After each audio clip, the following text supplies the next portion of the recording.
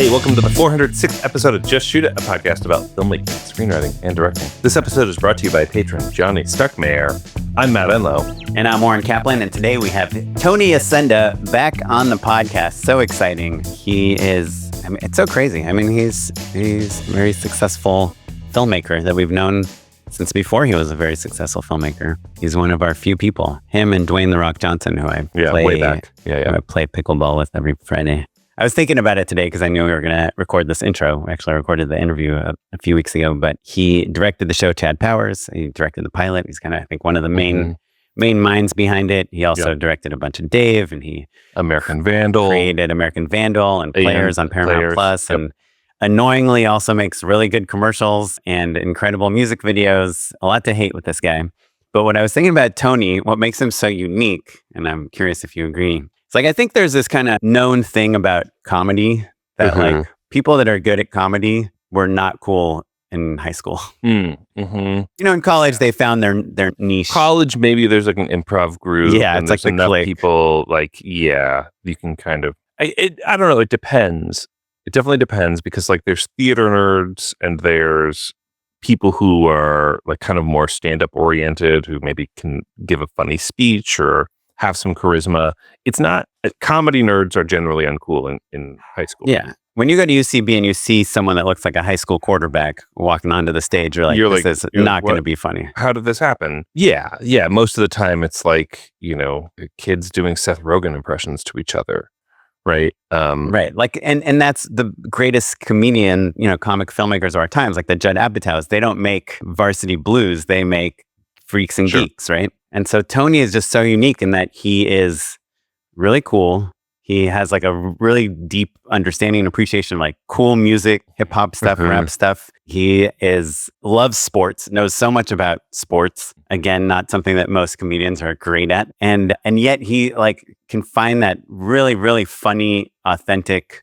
Yeah. He's like annoying because he's good at the art. He's good at the craft. He's good at the technical stuff. And he's just like nails tone, especially in this like high school, college world where you and I were just trying to not get beat up.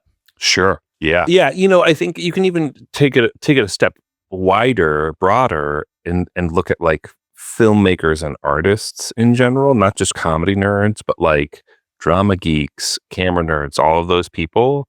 And I think that when we were younger, there was like a lot of stereotyping of like how you were supposed to think and act and what you were supposed to like to be a true film fan or a true artist or whatever. That your depth was based off of a pretty narrow sector of quote unquote good art, authentic art or whatever. And I think that I don't think this generation is encumbered with that in the same way. I certainly hope not, but it encourages you to kind of close off, right? Like, I don't care at all about sports, and I don't think I ever could have.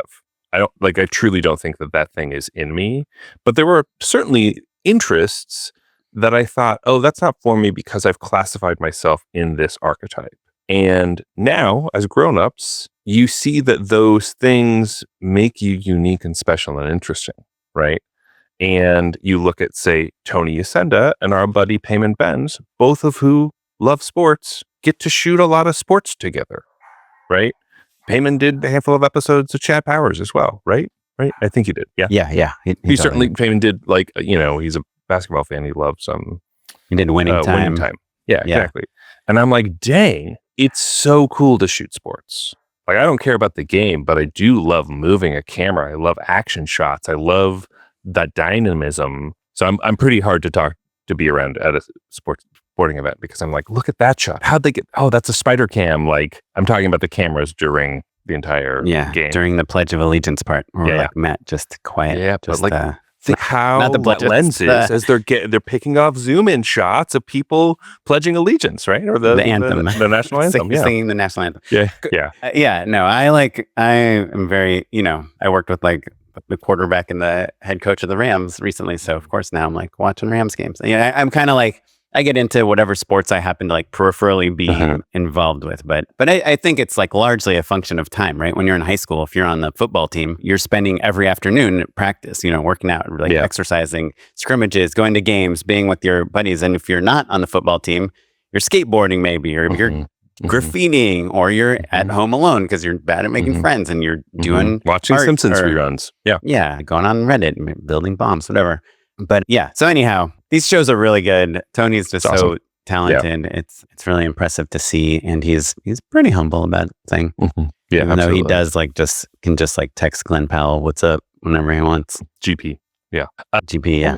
It's a great conversation. We shouldn't waste any more time, but I'm gonna by calling out our Patreon. Patreon.com/JustShootPod is a place where you can throw us a couple bucks. It's pretty important. It's how we keep the show going. It's how we pay for social media. It's how we pay for the editing. It's how we pay for hosting. All of those bills are about to hit at the beginning of the new year. So help us pay out. Those before the end of the year, right off. Do they pay for our event? I don't think we've recorded since we had our event, right? Our meetup. They don't cover the event, honestly. They don't cover all of the things that I just outlined. So we'd love the Patreon to be a little bit healthier. And I think we should start recording some Patreon exclusives. I've got a couple ideas. What do you think? Yeah. I'm just always afraid that people aren't going to want more Just Shoot It. But if I'm wrong, which maybe I am, email us, justshootitpod@gmail.com, or you can DM us on Instagram @justshootitpod. We'd love to hear from you about whether you'd be into Patreon exclusive things. And this is stuff, the Patreon exclusives would be, I would categorize them as too niche for general interest. If you're a casual fan, you probably don't care. But for instance, Carlin and I worked together. I worked as a creative and she worked as a director. I think that's a pretty interesting experience if you know both of us, et cetera, et cetera. So that would be what I would suggest as a Patreon exclusive. Yeah, or me just going through my pantry and ranking snacks. Yeah, what snacks are good. Yeah. Anyhow, okay, should we talk to Tony? Let's do it. You know that your dad pays us to have you on every 100 episodes. You know how you get all the people who are my son also wants to be a director. My dad will always go, listen to Just Shoot It. He'll send the link because he's we've talked about how it's one thing to listen to David Fincher talk about the craft or Roger Deakins or someone. Yeah. And you're just okay, so these sort of it's the equivalent of Shaq talking about how to be a great basketball player. You're all right. Yeah. And it'd be nice to be 7'2". Sure. Yeah. But I do think your story, Tony, is so good. Kind of every step you've taken is, not to blow too much smoke up your ass, but, is kind of the way that people make it in Hollywood now. Most people, I think maybe there's the Ryan Cooglers that maybe off of one movie kind of skyrockets them. But, you were kind of doing these really funny videos on your own, doing some commercial work, doing some music video work with some really funny people that you knew from college and stuff. And then just we're in the right place at the right time to pitch American Vandal, right? And then it's just kind of everything, even before we started talking about this, you were talking about another project, and Matt and I were both in one sentence, we're oh, damn, that would be a really good show. And it makes so much sense that you would do it, And I think it's I don't think that's something you can teach someone, but we can tell the stories of the people that do that. And I think I was just having a conversation the other day about what a unique opportunity American Vandal was for me, because I don't know about you, I do get a sense of imposter syndrome, and that was the type of thing where I skipped 4 levels to get that opportunity to direct that Netflix show. So all of a sudden, I'm sort of captaining this ship with all of these people who have done TV before while I hadn't. And I'm the type of person that would often second guess, okay, I have this casting instinct or this storytelling instinct, but these other people are advising me to go another direction. And I'm a very collaborative person. So who am I? I would start to second guess myself, I think, on a normal narrative show. But because the show, I had this thing that was it's got to feel like a real documentary. It's a low budget show. There's not a lot of expectations on it. So I'm as long as we fully commit to the documentary thing, then it'll have some value, or it'll be something I am proud of. Even if it fails, it'll at least show some some craft that hadn't been done before. So all of a sudden, a lot of the notes I was able to like disqualify right or like, okay, well that wouldn't happen in a documentary. So it was a unique opportunity and a unique type of a project where I had a really inflated sense of confidence because like the sort of aperture of what we were trying to do creatively was like so narrow. Or even just like an objective lens to focus everything through, right? It's the not rules like, were clear. It's not like, oh, I like this and they like that. It's like, it wouldn't make sense by the rules that we've set up for us to do it any other way. And that's like, that is a real gift. And I think, an awesome aspect of the show. It's funny though, because I think while you were making it and everyone was so excited and it was so cool, it didn't occur to me that it could have been one of those Netflix shows that no one's heard of. Do you know what I mean? But like for every American Vandal, there are many, many shows of American Sandal. American Sandal, pass me that. It was that was a show vodka. Yeah, but it's funny releasing a show a week at that time, and none of them had lower budgets than us. So it was like it was very much a part of the industry's changed very much since then. But their business model was like, all right, let's take a stab at a bunch of like just different types of things and see what sticks in the algorithm. And I'm just very fortunate that like to get an opportunity when a company like that was taking these wild swings and like to have it be this sort of very specific creative vision. Because like having done subsequently shows like Dave or Chad Powers that are more conventionally narrative, I do see that, I would have struggled here if this was my first job, because I wouldn't be able to just be like, no, that's not a documentary. You guys don't get it. Like I would go, oh, you're right. That actor is also incredible in this role. And maybe you would, it becomes, I would have a little bit more of an imposter syndrome. Chad Powers. Do you ever think about that? It'd be so much faster to shoot. You're really convenient.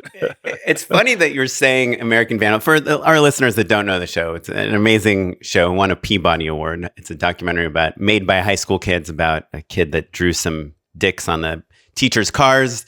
And it's a mystery, true crime mystery of trying to figure out who drew the dicks on the cars. But to me, you're saying that what gave you the confidence was just being so set in the like, would these high school kids make a documentary this way or not? But like to me, what's remarkable about that show isn't that it's a documentary or that it's like the commitment to the docu-style, and which is done really, really well. But to me, like the genius behind that show is just like the casting, first of all, is like really, really exceptional, especially for your first thing where you are probably just one of many voices fighting for these people. And then just the nuance of what it is like to be in high school, me saying this, watching it as not a person in high school, but capturing that in a way that we hadn't seen before. And then the editing, just kind of, the pacing and the movement, just feeling like something that it's kind of like a 4-quadrant, show made about a very specific type of person, So to me, it's like, it's what Serial captured, right? Like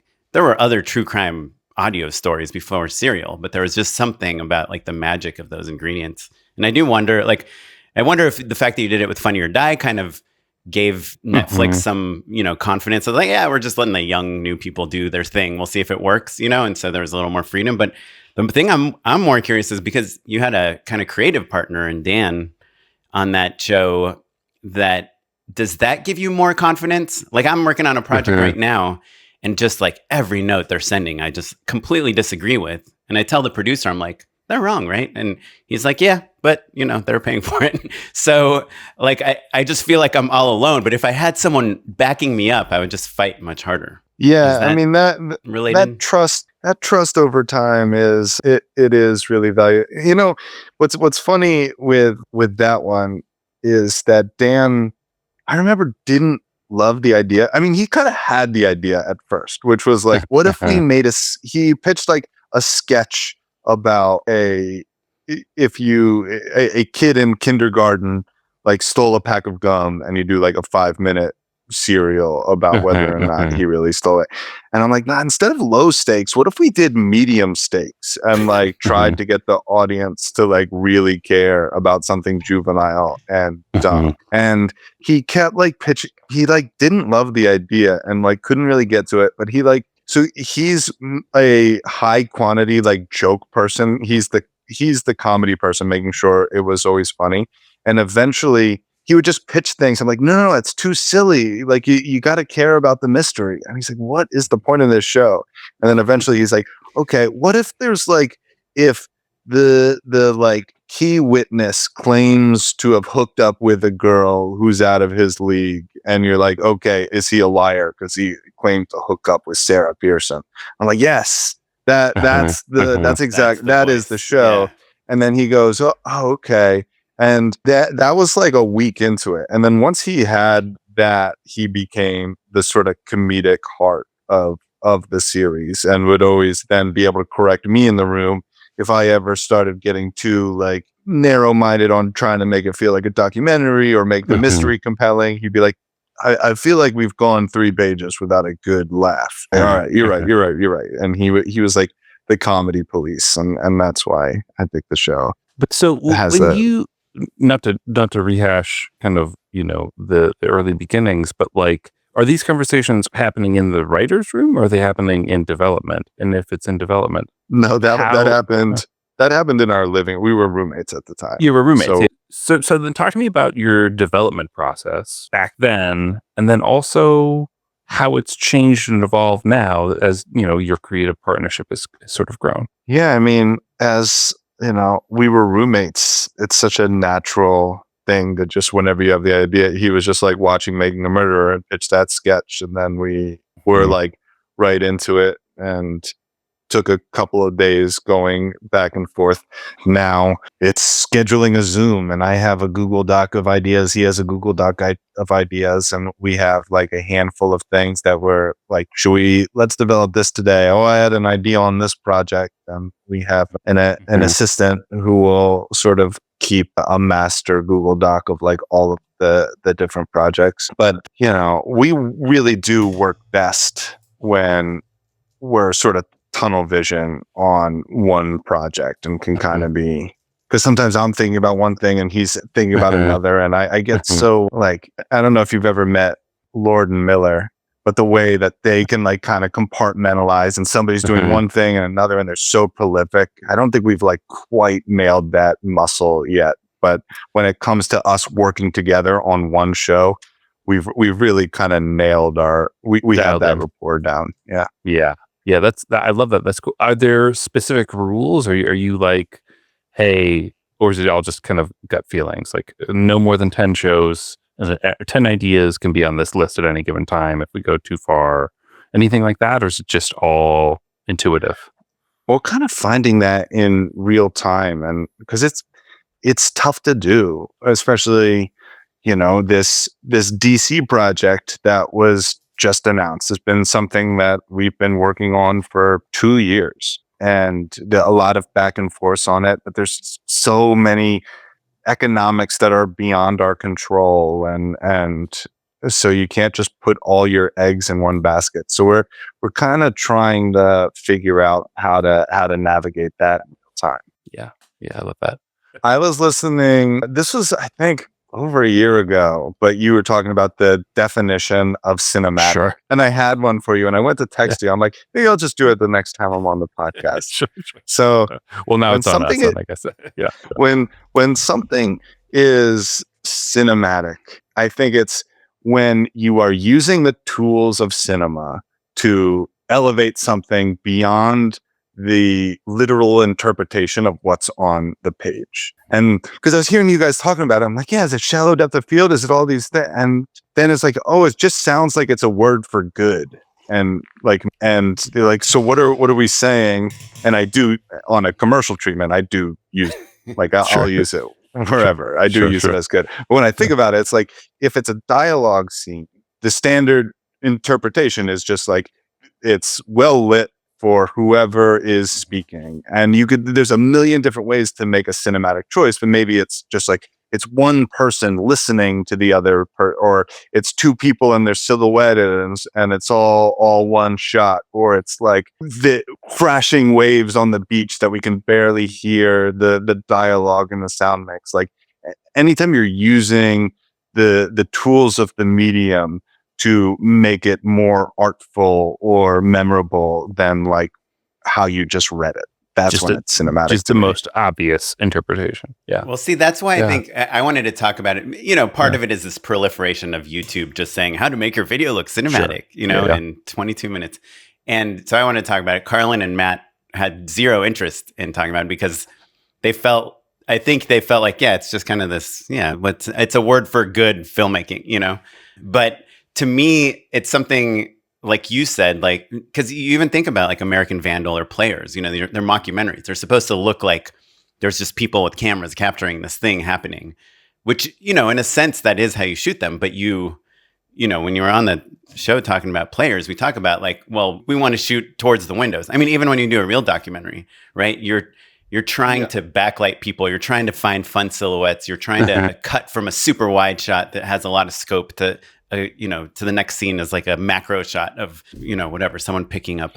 But having said that, I do think that like I think on the podcast you talked about like Superbad, which I agree is like, I think it's one of the best movies ever made, but it's not particularly cinematic the way I'm talking about it, because it's pretty, and it would suffer if it was, right? It would be a worse movie if Apatow was trying to dip into his bag and impress us with like the tools of the craft. It would have been, I would have cared less about the characters. It would have been distracting. It would have been a worse movie. So, and like Matola knew what he was doing to not like it was very. He was staying out of the way of the comedy. Yeah. But if we define cinematic as using the tools to make it more artistic, then to me that is like cramming a party full of extras and walking it, with our characters in through the crowd, as opposed to, just having a wide shot of less people. I think it's like, how are you giving the audience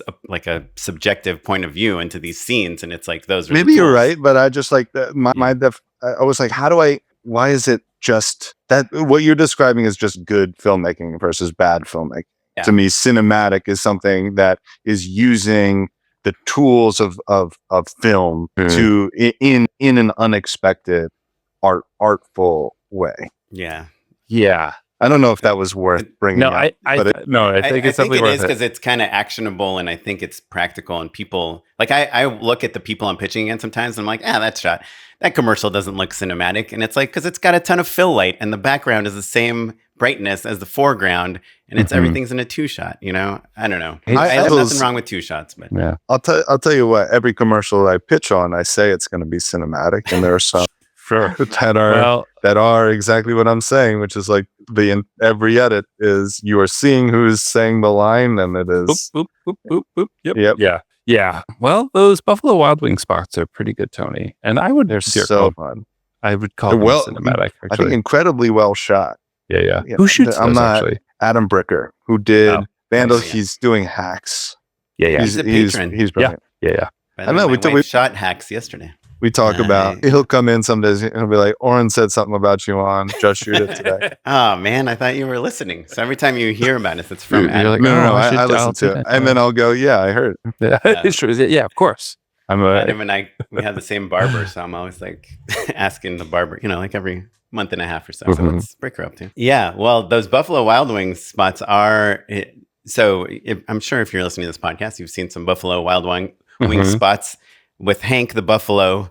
The eye line on that is kind of crazy. How do you guys shoot that? Do you have like a person? Yeah. So Beck Bennett, who is the voice of the Buffalo, he'll be there on set. So we get to improvise with that, and we'll shoot. It's tedious to like bring in the full life-size Buffalo model and then bring in the fur head, and then do balls and charts, and then do like a shadow pass and everything. And then once you do that, then we put Beck in where the eye line would be. Like on an Apple box? That is tedious. On an Apple box, yeah. Yeah. And But when you have the different iterations of like the Buffalo, are you running scenes as well, or is it just kind of reference basically? we're You run the whole running thing. scenes. Yeah. Obviously the more important coverage is just the overs. Sure. Because you can, on his coverage, you can find that and edit. You can put whatever in his mouth. So it's the back and forth with, exactly. Yeah. That's Yeah. cool. I guess I had imagined it being it's still a full CG replacement though afterwards, right? Exactly. Yeah. Yeah. Okay. They're incredible. Yeah, that makes sense. Yeah. It's so good. So good. Yeah, I remember when I was trying to get a CG goat into something, and I was like, Tony, who makes this buffalo? I think I could get a buffalo like this for like 10 grand. He's like, multiply it by like 100. Those numbers are changing quite rapidly. Oh, really? Do you think like they're getting lower? Yeah. Just like the amount of keyframes you need to on like a mouth or something, like what machine learning can do to, make a vowel sound look like a vowel sound just requires like less and less keyframes, and rotoing is less and less time and cent. I guess that's a very small part of like these big CG rigs. But my understanding is that we're reaching a tipping point where some of that stuff is going to be more and more attainable. And by attainable, you mean AI is going to simplify and streamline it? Is that what you're saying? Yeah. No, I mean, there's AI like that is pulling from, there's like closed loop machine learning, which is a little bit different, which is like what we would have. We would have our buffalo and we would like design our own character. And then we would have like Beck's face. And we're not doing this yet. This is like new technology that is in the past 6 months. But you would be able to take, just using the buffalo we've done and Beck's face, extrapolate from that, as opposed to going to them and be like, hey, design a buffalo for me, and pull from like all other. So it's not like you went into Nano Banana and said, talking buffalo, please. Exactly. Yeah. Exactly. Yeah, it's a finding efficiencies, which has been happening for years. Like sure. you could tell that like your VFX supervisors on set, when they used to be like, okay, we need a green screen for this, but now they'll be like, that's good enough. Just because it's crafty. Yeah. It's not just because the roto artists are getting that much better. It's because the machine learning is separating. Yeah. In Dune, they didn't use any green screen. It was like they used that. They called it like sand screen. It was, they're like, we're going to replace it with like kind of a brown anyway. So it's just shoot everything. We didn't in Chad the Powers. Same color as Chad Powers. He's running it through. It looks like the Rose Bowl in the beginning of that show, in the beginning of the pilot. But we're shooting at Georgia State Stadium, which is not grass. It's not for 90,000 people. So let's talk about that a little bit, because I think it's a fascinating way in on like a larger scale show, right? Are you kind of came up like being savvy on all of these things and, being conversant in VFX and all that. But do you find that the aspect of directing VFX oriented shows in any way has gotten simpler, or do you feel like, how has that sort of, as you've leveled up, become a part of your process? Is it a big speed bump, or is it something you're like, you kind of took to relatively quickly? I think I have a sense of myself and what I'm good at for like character and story and my own taste. And then you trust the people who are really good at it. And I don't pretend to be a VFX expert. I learn things, and then, but you don't need to. And then I will sometimes be like, I do know the guy on the last job said that they could do that. Sometimes I have enough of that context that helps me a little bit, but that's just in the margins. Really, it's like I know what the shot needs to be, and then there's just this whole new step of like running all of that past a VFX supervisor and along with a cinematographer, and make sure we have a game plan, and that like if you get the sense that the VFX supervisor fully understands what we are trying to do and his approach sounds smart, and he like, okay, we are all on the same page, and that's like really all you can do. And I've been fortunate that I'll tell you what, watching the cold open of Chad Powers for like 3.5 months with, without the real announcers and in a empty stadium, and it gave me such anxiety. Like, God, I hope this works, because I've seen a lot of bad football. We've looked at a lot of VFX reels before we hired our vendor, and when it's done bad, it would have been just so disheartening. But they really kicked it they knocked it out of the park, and you didn't know for months if they would or wouldn't. Yeah. Oh my God. Did you? I know that. Sorry, we can cut it out if you don't remember. But Payman Benz directed episodes, and he directed a show that has probably like my favorite crowd VFX I've ever seen. Which is Winning Time, and they have all these shots where this guy on rollerblades is shooting a basketball game. John Like is his name. Oh yeah, with like no one in the audience. He was in CVNT5. Oh, really? The operator. The operator was an actor. It was very funny. Yeah. That's cool. Yeah. But I think maybe they had people just in the front rows, but they're adding huge crowds and they look so good, and it's period and there's atmosphere. And I just saw the way they shot that. I'm like, they are using, like you said, almost none of the tools. I think they might have some blue screen here and there, but it looks so good. I had the same. Yeah, I reached out to Payman as I was prepping and asked for, just call outs, and he gave me, but they were mostly like story call outs, and like, well, he gave me a couple things. One was that he would previs using NBA 2K. Oh, that's right. Yes. And I'm like, oh, that's such a good idea. And I tried to do it with the NCAA football game, but it's so hard even on rookie to get the when it's 11 on 11 and the play is as crazy as like I'm not good enough at the video game. That's like Tony, Tony said we have to wait a year to shoot this. He's getting he's got skilling up. It's like, Elon Musk is like the number one rated player in some video game. Didn't they find out he was just like lying about that? Which is just like such a weird weird lie. I feel like add it to the list of weird things that man has done. It's just like, how do you have time for that? Yeah. Well, I think they found out that he couldn't do it, and they're like, when they saw him play, they're like, or the way he's talking about the game, that they're like, there's no way he's saying this about the game if he has his ranking. So people Diablo is the game. Yeah. But supposedly he played it live and people watch it and they're like, oh damn, he is that good. But I don't know. But I do want to just like ask one more question on the VFX thing that Matt was kind of starting the conversation about. Because so you're an EP on Chad Powers. You directed the pilot. You're creating the voice and the look and the style of the show. And it's going to have some really great football scenes combined with really great kind of college comedy scenes, right? And then just kind of like, Huck to a girlness. I heard that's like in your contract, you have to have her and everything you direct. But so you're the one that gets to decide like what this first football game looks like, And when you're like, oh, this takes place in the Rose Bowl, is your instinct not immediately like, let's just shoot it at the Rose Bowl? Sure. Like, how do you give yourself, like, who's the person that says, no, we're going to shoot it in Georgia and this person is going to replace everything? Is that you that makes that decision? The Rose Bowl was never an option because we were shooting in the middle of football season.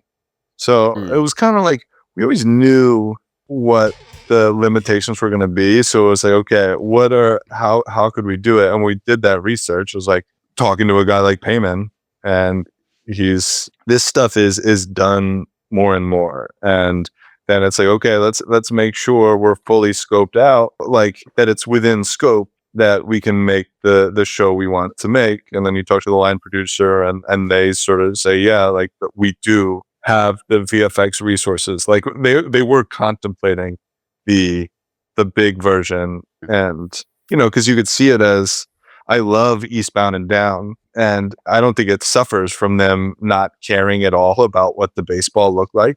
But they did, we wanted to do something a little bit. There was much more football in our show than baseball in their show. So we just had to make sure that the numbers weren't contemplating that version. And, then you go to the creator, who is ultimately everything runs through Michael Waldron, who's a brilliant writer. And so you're like, this is how I'm thinking about shooting it. Like, it's this mix of the sort of broadcast as the world is seeing it, and then cutting into like how Russ is feeling it.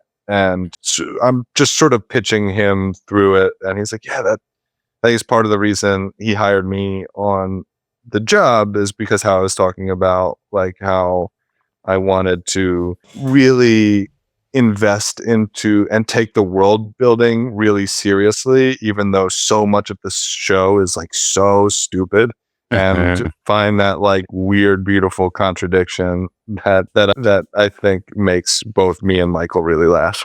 Yeah, I love that so much, Tony, because I feel like my instinct would be like, well, we should shoot the VFX version for practical reasons. Like if we did the Rose Bowl, we wouldn't have as much time as we need, and this and that and whatever. And like, oh, well, if we're all in Atlanta, then the tax incentive means that we're going to get 2 extra shooting days or whatever that math ends up being. And no one cares. But certainly the show creator doesn't care. I mean, he does in a certain sense, but like he really cares about character. He really cares about world building. He really cares about tone. So leading with that, you don't ever have to bring up the logistics of it. That's for a different conversation. Yeah, it was a important lesson for me was when I was doing the first block of Dave was one where it wasn't my show, and the episode was, there's this big music video in the finale called Jail, and it's this like crazy. and 12-minute song, and then we ambitious. We were shooting the whole episode. We were given 4 days for the whole episode, and like the music video alone, which is just the first act, takes 5 or 6 days. Like this is a nightmare, and I'm panicking, and our cinematographer Brian Lannon is like, you're right, but it's not your job to panic right now. Like let's shot list it, tell them how much it's going to take, and they'll either have to rewrite or figure something out. And they did. They gave us an extra like 2 days on that episode, and they cut a bunch out of the music video to make it more shootable, and changed a couple lyrics to consolidate locations. And it was the first time where I'm like, all right, I'm surrounded by smart, competent people. They're paying me to say how I would execute this. They're not paying me to tell them how to, like, what things to necessarily cut. I can pitch on, like, if we change this to the same location, we can save a company move. Like, I pitch those sort of things, but it's not really up to me to do those battles. You trust the people around you. Yeah, it's really interesting. Yeah. Do you how much are you negotiating? Like, are the producers saying like, well, do you really need a techno? Like, they're looking at your shot list. Do you really need a techno for this? And do we have to do this overhead shot here? Could that just be like one shot, or are they just like, whatever you want, we'll figure out? Yeah, I mean, most shows, on any of my shows, I've been like, you're horse trading all the time, because you have way less money than you would hope. I think like the power of Glenn Powell, and like, we're losing him to this Edgar Wright movie. He's gonna leave to do Running Man at this date, and if we don't finish in time, the show is not finished. Sure. Disney felt that pressure that they would err on the side of giving us the techno in a way that was fun on this particular job. Enjoy the Disney job, right? Yeah. I want to do everything with Glenn Powell. That's sure. There you go. Yeah. Did you guys have like, are there like a massive amounts of extras and kind of all the things that you dream of, like for some scenes? I mean, you get sweet every time you end up wishing you had way more extras. What you see is, like, for the big football scenes of Chad Powers, we didn't even really have enough to fill the sidelines. So, like, on the field, and all of the stands the foreground is like sprites and crowd replacement that we've done, and then they can, beyond that is digital. And didn't you, I don't know who told me, maybe Matt or someone, didn't you guys shoot some actual football games? Yes, the finale when we ran out we got 3 shots at running out on the field Awesome. during halftime of Mississippi State versus Georgia, and they told the crowd like boo the catfish, like you're gonna boo Tennessee next week. So, and I suited up. I ran out. Oh, really? I wasn't awesome. Yeah, I wasn't directing that episode, so Right. Cool. I wanted That's that great. experience. Cool, man. So That's fun. really fun. Yeah. I did my movie. I mean, this movie about this UFC fighter, The Hammer, and we, like, after we kind of had our rough cut, we showed it to Dana White, and we're like, don't you think this movie would be so much better if our actor, like, walks out to the octagon at, like, a real UFC fight? And they're like, yeah, that'd be pretty cool. So they let us just shoot him, just kind of walk behind, a real fighter and just kind of do that kind of walking out fighter shot. And then we got we just had like 5Ds or whatever up in the stands, just shooting super wide shots and just replaced the screens. But stuff like that is so fun, right? And you have one chance, it's not like you're like, get another take. I think we got it. Yeah. In those moments also, I remember I always think like I could have like a desk job right now. Like I did have a desk job. You know what I mean? I could be doing something far less adventurous for sure. Tony, rewinding just a tiny bit to kind of the horse trading of it all, in hearing you talk about it and coming from that place of story and character and that lesson that you learned on Dave, I think it's interesting because it sounds like by not freaking out, by not pitching too many, alts or not solving the problems for them, which is an instinct that I think I would have. Right. I wonder it sounds like you come at it from a place with a little bit more authority and a little bit more power, right? Like sometimes trying to solve other crew members' problems sort of diminishes you in a certain sense. Like oftentimes it's like, oh, you're a team player, you're collaborative, you're kind or whatever, but you do kind of lose status a little bit.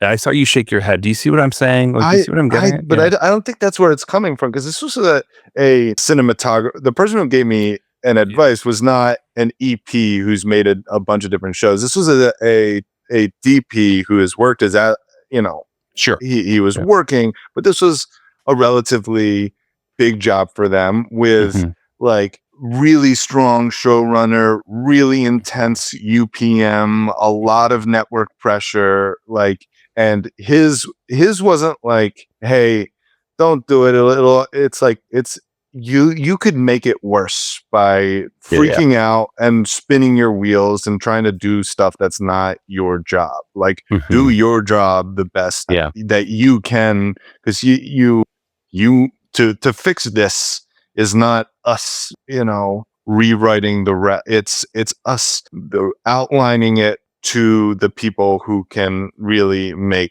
the right change. Yeah, that's interesting. And they did. They nailed it. It ended up not being a big issue. And I was like, I was freaking out. Now that that you're EPing on our larger shows, do you feel like that part of those problems do kind of land back in your lap again, right? Are you kind of like negotiating with yourself in a certain sense of like, how do you make these things work?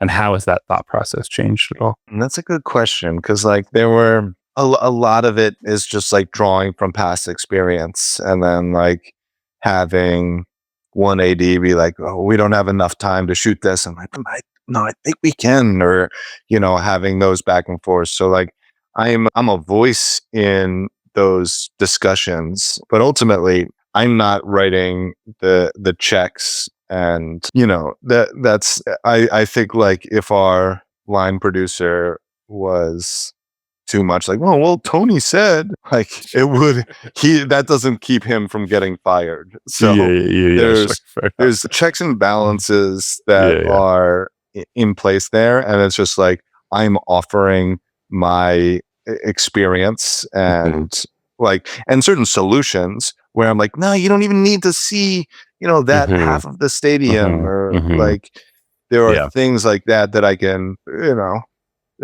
simplify to make things work. I'm involved with that portion of the conversation, but yeah, that makes sense. There is that thing, especially when you're working with people who come from features and TV and like full freight shows, where they're like, you say one thing and all of a sudden they're just kind of gaming out the giant version of it. And you're like, no, I just need the small version of it. Like just tone it down. Just this shot. I love that energy. Bring that to everything else. But in this case, you're overreacting. And that's a hard thing. I think that's maybe coming from digital. You can kind of like pull out your DIY gloves every once in a while and get a shot that would be way out of scope otherwise, It is sometimes tough to get people to like, no, I'm serious. Like, we don't even need to shoot this during, I'll take a camera tomorrow to a, like, we're taking too much of the crew's time figuring out this insert. Yeah, we had a director on recently, Mercedes Bryce Morgan, that was like, I don't shoot any inserts on set anymore. It's like, it's just a waste of time for the crew. She just does a whole insert shoot. American Vandal, I'm not as good enough. Like, I obviously can't shoot inserts myself, but I can shoot, iPhone videos that with an actor that want to feel like. That's a big thing that I run into on set a lot of times, where there's a script for it on the schedule and we've blocked. I'm like, this should not be while Teamsters are waiting outside. Like, I can do this. This is scripted to be one person taking a selfie, so it should be one person on a selfie. Right. Take it off the schedule. I love that. Was Chad Powers competitive, like you getting the job, or was it kind of like, hey, Tony, you want to come in here and talk about doing this thing? Or were you like, is it at all like a commercial pitch or anything where it's like, we're meeting with a few directors to see who we like and like what their pitches are? I'll tell you what, this was the first time that I've ever felt like the mechanism of a major agency, because Glenn is CAA, Michael's CAA.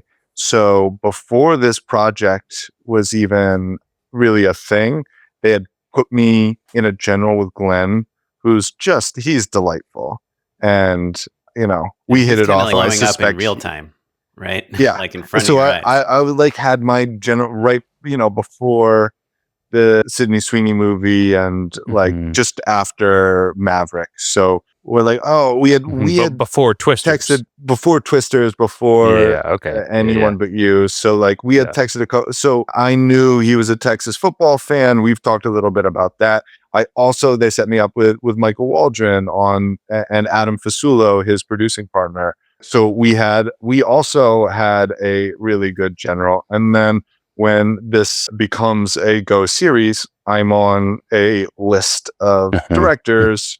They have a shorthand with me already. CAA is like, oh, you got to meet with Tony. I had a relationship with a bunch of the Hulu executives.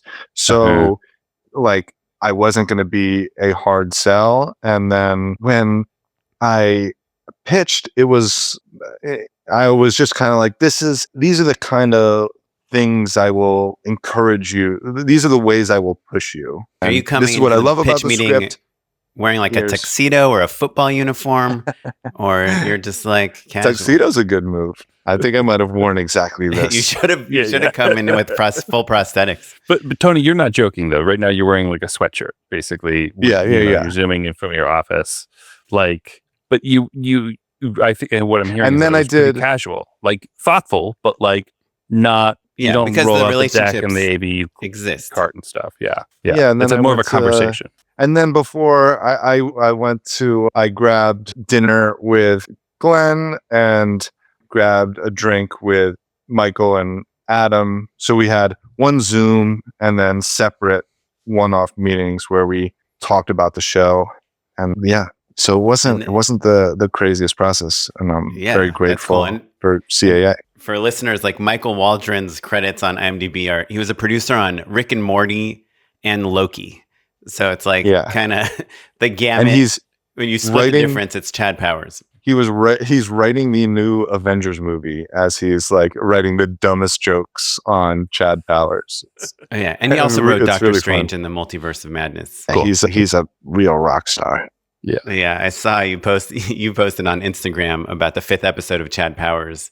That it's called The Fifth Quarter. Is that what it's called? The title of the episode. And it's just every episode title is like first quarter, second quarter, third quarter, fifth quarter, sixth quarter. I love the idea of a second season starting with like seventh quarter. That's funny. It's just a really stupid. He's not afraid to make like the dumbest jokes. It's so funny to me that like you're like, oh man, this guy is just a monster. He's such a rock star, and we're like, he wrote the funniest sci-fi cartoon on basic cable and comic book adaptations, and like it is legitimately very cool. Like love it, but like it's funny how culture has shifted. If we could travel back in time and be like, hey, listen, comic books and Mad Magazine are going to pay off, kid. It would be a relief, I think. Yeah. Just one last thing about Chad Powers. I will not lament that it's only 6 episodes. I told you, we were like so bummed it ended, and like we're really enjoying it. And the last episode is so good. Highly recommend people watch it. The first episode is really good too, Tony's episode. But can you tell me about the tone a little bit? Like, so Glenn Powell plays this guy, Russ Holiday, who's just an asshole. He like beats up kids, like Make-A-Wish kids. I mean, just like the worst guy in the world. Has a mullet, right? Everyone has frosted tips. Tips. But then he transforms himself into this character, Chad Powers. He Mrs. Doubtfire's football. Yeah. Basically. Yeah, exactly. And he's kind of nice, but he's mainly just quiet because he's trying to do as little to give away that he's not a real person as possible. Like, how do you, you talked to us a little bit about the tone of American Vandal, that, the jokes can't be silly, but the premise of, Jimmy Tatro lying about hooking up with a girl is what makes him suspicious. How do you find that in Chad Powers, which is, it's obviously broader, like less gritty and grounded maybe than American Vandal, but still has these big characters with kind of true emotions. Like I thought Perry Matfield, who plays one of the coaches, is so good. So good. Kind of grounded him, right?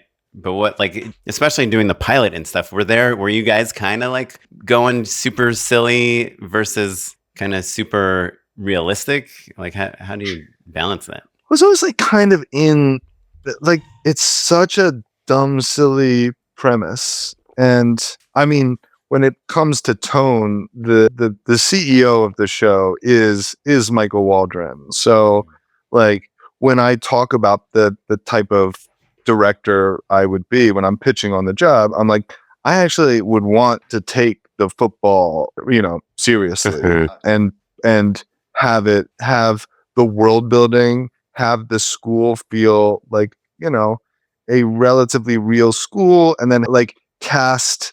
I think Perry's a good example of somebody who feels like she could work at on an SEC ball club, and she fits in as opposed to a more sitcom-y take, which we, saw our fair share of those too. That would have been like maybe harder comedy. And so our push was, we always knew it would be a contradiction where we're like, okay, we're going to actually like take a lot of these performances and world building very seriously, but we don't want that to preclude us from like very like extremely silly jokes.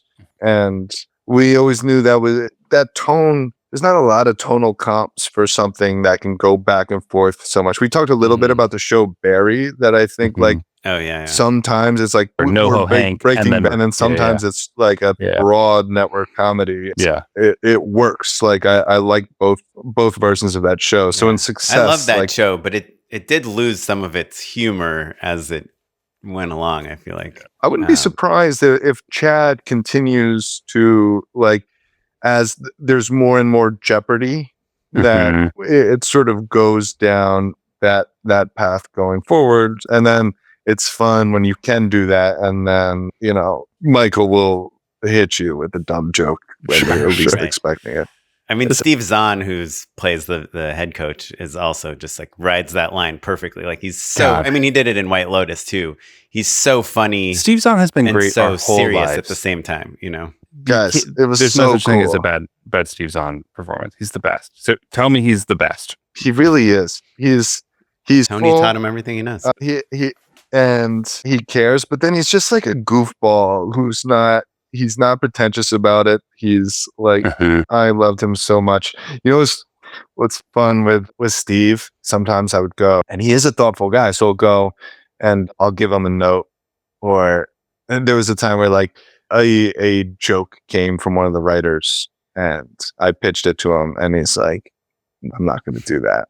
Yeah, of course. You do it. You do your thing, and then they call action, and he does the joke perfectly, and he comes back. He's like, "I liked it. I actually did really like that joke." And you would do that a lot, where like it always took him a second to think about it, run it through his filter, and he's like, I'm not your fucking puppet. Like the reason I'm good in things is because I run it through the filter of my own taste.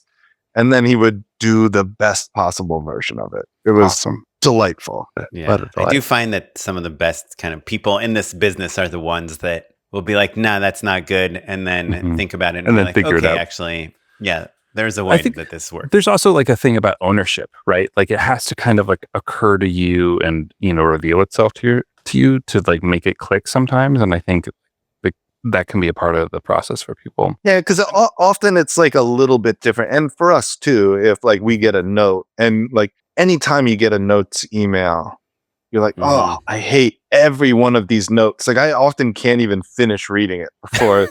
And then I walk around and then I come back and I'm like, this stupid note. But they are right. I see what they're getting at here. Like what they're bothered by is bothersome, maybe. So there's something to be addressed there. And you have to, I bristle at notes first and then find the note behind the note. Yeah. That's good that you bristle at them too, knowing that you work with such talented people. Cause I'm like, today I got this email of notes and I was like, right as I was putting my kids to bed and I might as well have been like a robot that put my kids to bed. I was just like steaming in my head about the notes while I'm reading, Rosie Revere Engineer or whatever. Like, you know what? I'm not quite doing this, but there was a period where I had a philosophy that was take every note was my philosophy. And it would be, even if they were like, cut this scene, and you're like, that the whole it wouldn't make any sense if you cut this scene. Like that's a non-starter. But you're like, what do they not like about this? Do something. There's always something that can be improved, especially when you're on a tight post schedule. So be like, oh.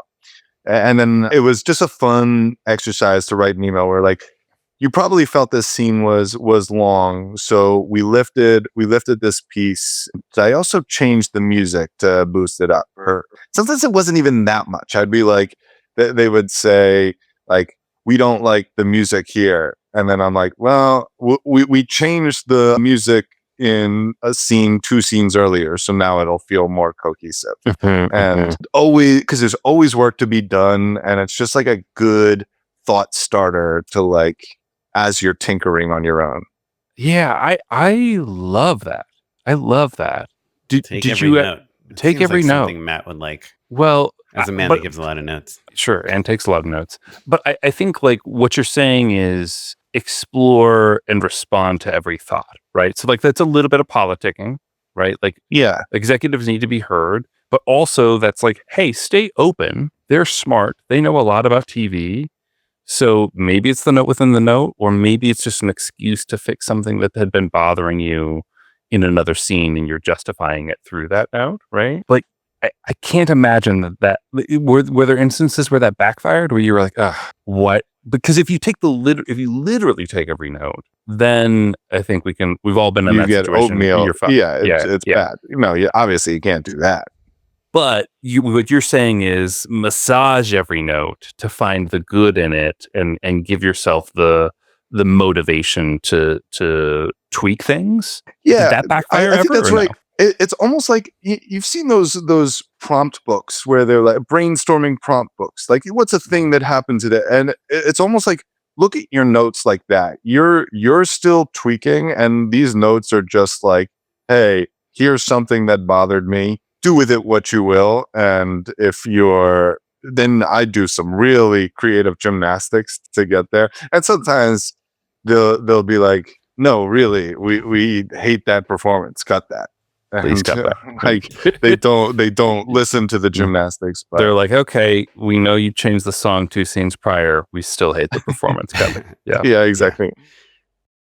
And one last question, just kind of more career oriented, which is, I'm just like curious how you manage it all, because you're you're doing these big budget, like great commercials, and it doesn't, I don't feel like you're a person that phones it in. I know there are like a lot of big working directors that are like, oh, I can make $50,000 by like just going to set for a day or and a half. Yeah, I'll do this job. You know, someone can write my treatment, someone can design it. I'll give a couple notes, and then I'll you know, everyone sets it up for me, and it's just really kind of back of mind type of stuff. But my impression is that you're not like that type of director. You know, especially when you're working with Beck Bennett and you're doing these kind of great campaigns and stuff. You're also still doing, you know, some great music videos every once in a while, and you're creating shows, pitching shows. You're hanging out with James Gunn and Glenn Powell. You know, you have agents. I'm sure you have so many things going on that we don't even have any idea about. Right. In the meantime, you're directing, EP, editing. You got married on the side. Like, how do you know what to like work on in the morning? You know, because I have trouble enough just dealing with one of those things.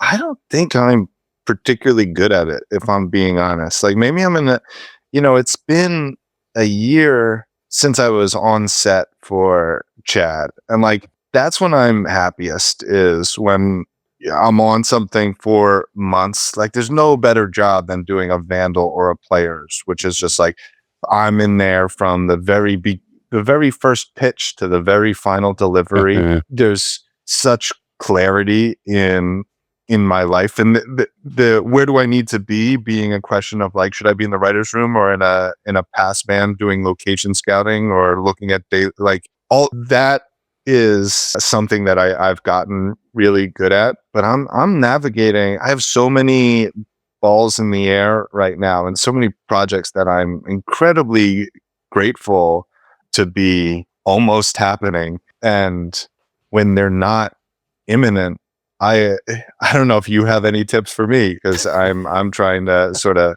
figure it out myself, and I'm giving maybe like I'll give myself a C, YouTube a little C bit. plus. Yeah, exactly. Yeah. Have you heard of Twitter? Sure, it's pretty fun. Spend about 8 hours reading there is comments. like a real delight, like a high off of like just being focused and in demand, right? You just are like, okay, like I'm sprinting in this direction and people are going to come at me, and we can deal with that. Like I can answer questions, I can make decisions, just like you can, being a heat seeker. And then you leave set, and then you like, you're in the shower and you're like, I thought about the thing for tomorrow morning, or I know how episode 4 is going to end. And like, it's constant, even when you're not on set, it's constantly, that process is constantly running when nothing is imminent and you have like 7 processes running. Like, I do not know how James does it. It's cool to watch, guys. Can I tell you a little James story? Please. Yeah. Because this James Gunn. He is directing Superman. He is and writing and script, directing all of Peacemaker for the most part. They had some directors come in, and he's the Kevin Feige, like he's running the universe, and he does social media too. I know it's insane. So like our show comes from an idea he had a while. He loves this idea and our take on it, but I haven't exchanged. I know nothing about James. We've had no. He's so constantly working that anytime we see him, it'll be like, okay, he's on lunch at Superman. You have 30 minutes of his time, and it's just like, all right, here's what we have.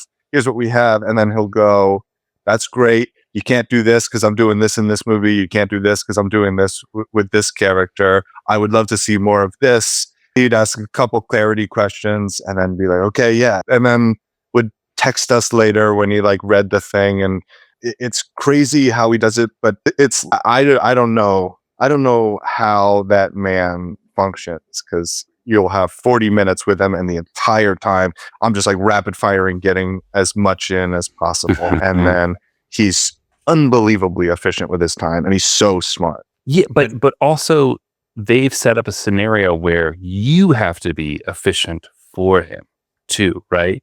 You're not like, hey, how's it going? How are the kids or whatever? You're like, okay, here are the things I'm going to explain to you. And he's just responding, right? I think there is something about, if you can get to a certain level of just like having people, like you design systems to keep you in that momentum. And I was talking to my wife about it the other day. I was like, oh, there's like a little bit of like a gambling addict aspect to it. Do you know what I mean? Of just like a little Yeah. bit of like a high that like it's not just that we like doing it, that like it gives you that dopamine rush, right? Like that makes you feel special and important and all of that stuff.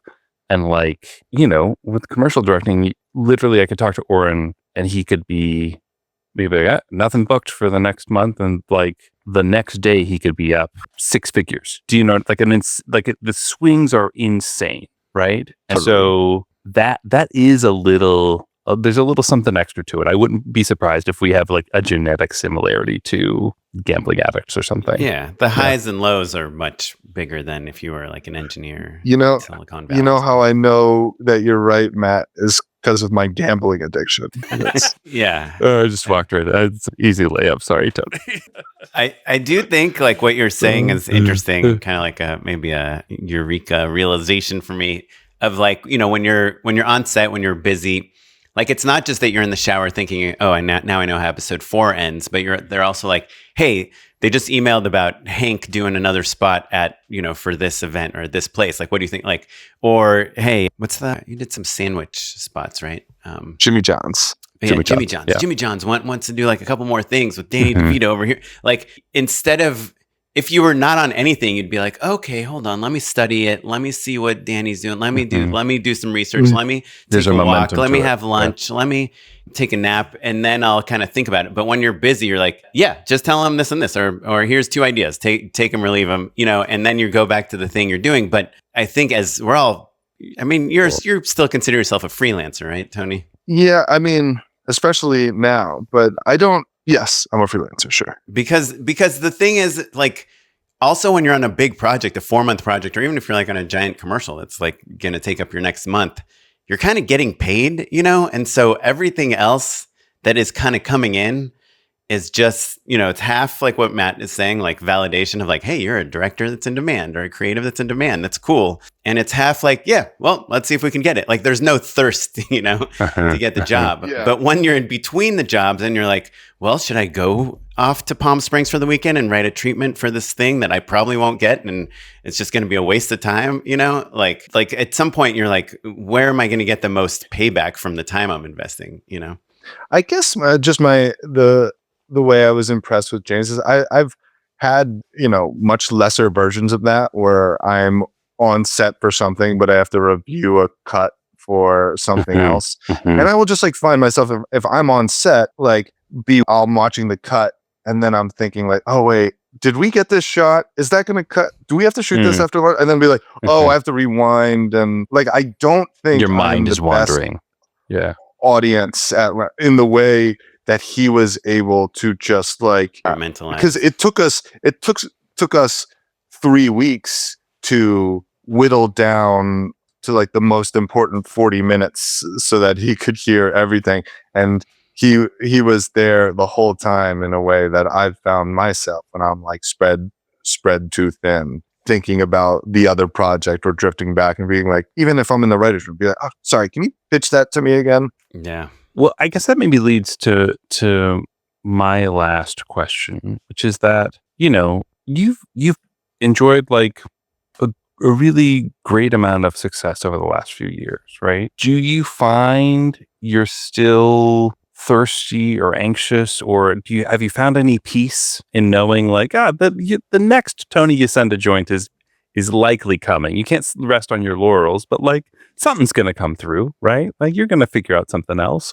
or are you still kind of like in that like hustle, keep the momentum going sort of headspace? Oh, man, that's I don't know. I am a very grateful person, and I am as a sports gambler who's lost a lot of money. I think about the range of outcomes a lot.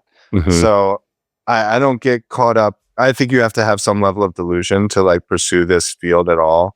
But I not tunnel vision on like me being a rocket ship to more and more success. I also look at if you get a couple of shows that aren't so well received in a row, that like I'm aware of the mortality in this industry too. So And when you think of like the wide range of outcomes in either direction, then it's a little bit freeing where I don't have to worry about like the manifest destiny of like, how do I keep leveling up, and more just saying, all right, let's just like focus on what's the job that excites me the most right now, or the thing that I think is the funniest, or the project I would be most excited to watch, and just sort of continue to let that dictate everything. That's smart. Perfect. Yeah. I should do that. I think, what's the project that's due today? That's what I will. That's also not a bad order of operations. It is, as long as you're still self-generating, right? Like, I think it's easy to kind of let the thing that's pulling your attention just be your whole attention. And if you're not also on the back burner, kind of like letting things gestate. If you don't have that list of the 10 ideas and you're going to check in with your partner or whatever and follow through on those, that's when I feel, distracted. Maybe it's the word. Yeah. Well, for our listeners, just keep an eye on Deadline if you want to find out what's happening next with Tony, or you can follow him on Instagram. What's your handle? Yacenda, my last name. Yacenda. Cool. Do you have a minute to endorse something with us? Yeah. All right. Unpaid endorsements. For my unpaid endorsement, I've got 2 backyard screening tips. I take them very seriously. My daughter just had her 4th birthday party. We watched Paddington 2, which honestly, that's a sneaky endorsement as well. Paddington 2 fucking rips, man. It's so good. It's unbelievable. It's so good. I should just stop there. But so our popcorn setup, we just upgraded it a little bit. We got the air popper, and a friend of ours bought us like a milk carton of Flavicol. Is that how you say it? Flavorcol? It's like basically like movie theater salt. So I think it's probably like salt and MSG and maybe like some other like butter flavorings.